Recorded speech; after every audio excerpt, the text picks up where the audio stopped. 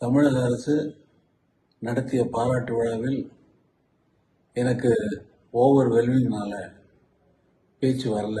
ஒவ்வொரு ஜாயினால் சரியாக பேச முடியல. உள்ளத்தில் நினைப்பதெல்லாம் வெளியிலே வார்த்தையாக வருவது என்பது அந்தந்த நேரத்தை பொறுத்தும் சூழ்நிலையை பொறுத்தும் அமைகின்றதுதான் ஒவ்வொரு நேரத்திலும். ஆனால் நேற்று என்னவோ எனக்கு என்ன சொல்வது என்று தெரியவில்லை. அவ்வளவு ஆனந்தம்.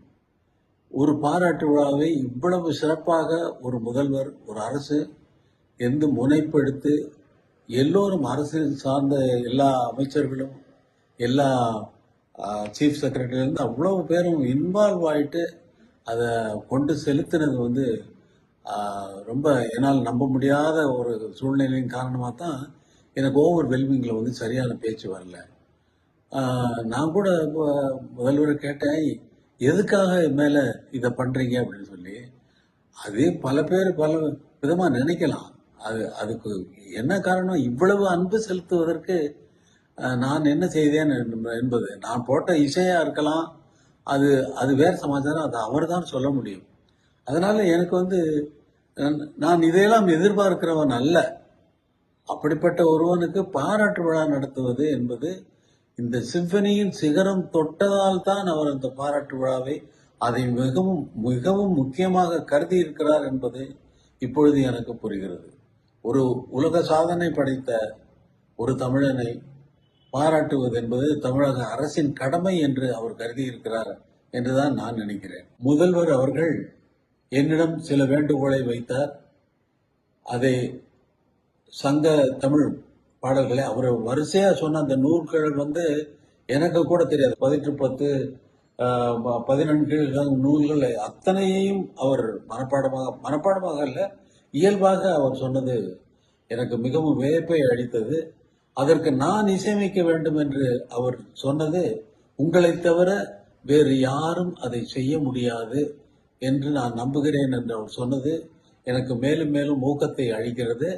அதை நான் கண்டிப்பாக அவர் வேண்டுகோளை நான் நிறைவேற்றுவேன் என்று இங்கே சொல்லிக் கொடுக்கிறேன். மற்றபடி விழாவில் எந்த ஒரு குறையும் இல்லை.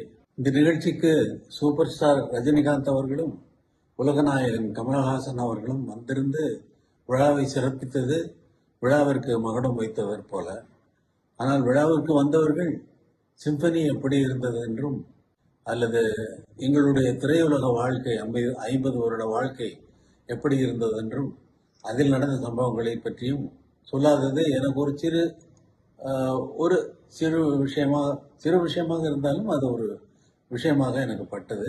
ஆனால் அவர்கள் ரசிகர்களுக்கு மிகவும் சந்தோஷமாக இருந்திருக்கும். பல மேடையிலேயே ரஜினிகாந்த் அவர்களும் திரு கமலஹாசன் அவர்களும் நீங்க அவருக்கு மட்டும் நல்ல பாட்டு போடுறீங்க அப்படின்னு கமலஹாசன் ரஜினிகாந்துக்கு அவருக்கு மட்டும் நல்ல பாட்டு போடுறீங்கன்னு பாரு. ரஜினி சார் என்ன சொல்லுவாரு, அவரும் நீங்க அவருக்குன்னா நல்ல பாட்டு தான் போடுவீங்க சாமி அப்படின்னு சொல்லி அவர் சொல்லுவார். ஆக இதிலிருந்து இது என்ன தெரிகிறது என்றால் 2 பேருக்கும் நல்ல பாட்டு போட்டிருக்கிறேன் என்பதற்கு அவர்கள் இருவருடைய வார்த்தைகளே சாட்சி.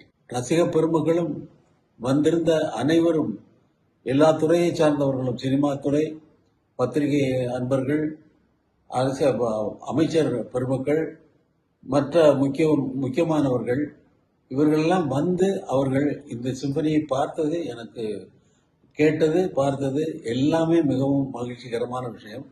தமிழக மக்களுக்கு மட்டும் அவர்கள் இதை காண முடியாமல் அந்த இடத்தினுடைய அமைப்பு இருந்ததனால் நம் மேடையிலேயே நான் சொல்லிவிட்டேன்.